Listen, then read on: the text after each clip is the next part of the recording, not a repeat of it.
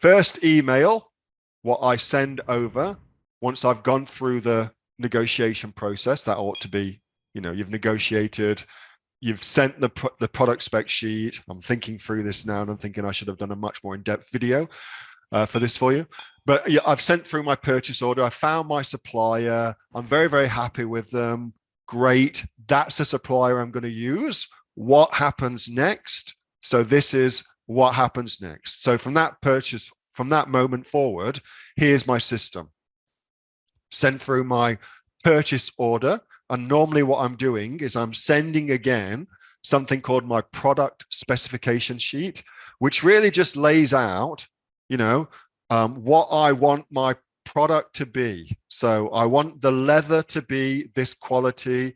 I want this plastic area, this PVC plastic to be this particular kind of plastic.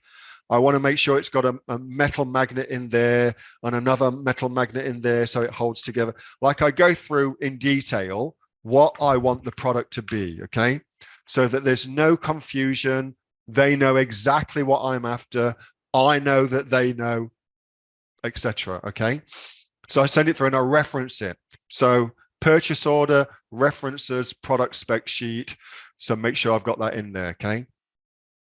Second email, well, that's now, we've agreed, price, awesome, purchase order, everybody signed that. Next thing is down payment. Typically how that works for the majority of stuff is 30% down and 70% upon completion. And completion is a funny old thing. You want to make sure that completion means the same thing for everybody, which is quality control has been done, whatever quality control things you're doing, and everybody's happy.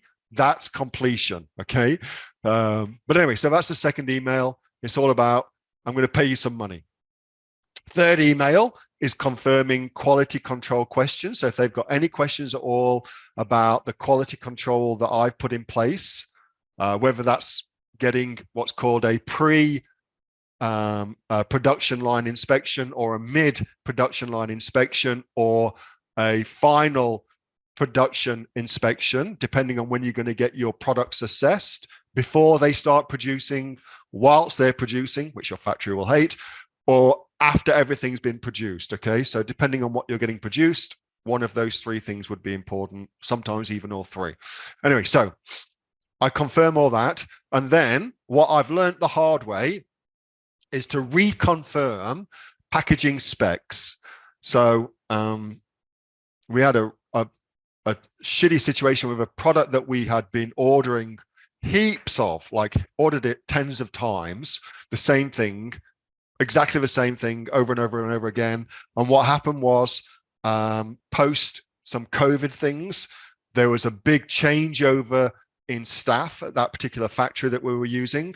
And the new staff hadn't been communicated to with regards to our packaging specifications. And so that particular order was just a freaking write-off. Like everything was different. And so, of course, that makes our jobs very, very different as well, not least of which because the packaging dimensions meant that they wouldn't fit in the boxes and we had to change the box size, which means that we couldn't get as many boxes onto our container, and it was just a friggin' shit fight. Anyway, so what I do now is I re-say, hey, this is what we're going to do. This is the packaging. Here's the specs, everything. So that's always there, regardless of them being bored with hearing it. It's always there for them.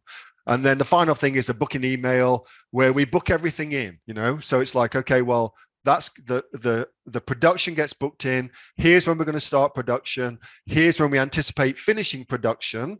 And at that point, with that email, you also want to CC in your freight forwarder, because then really your freight forwarder will take over from that point, and then they will start communicating with the factory directly. Great. When is it going to be ready? Fantastic. Here's how we're going to get it from your factory to the port.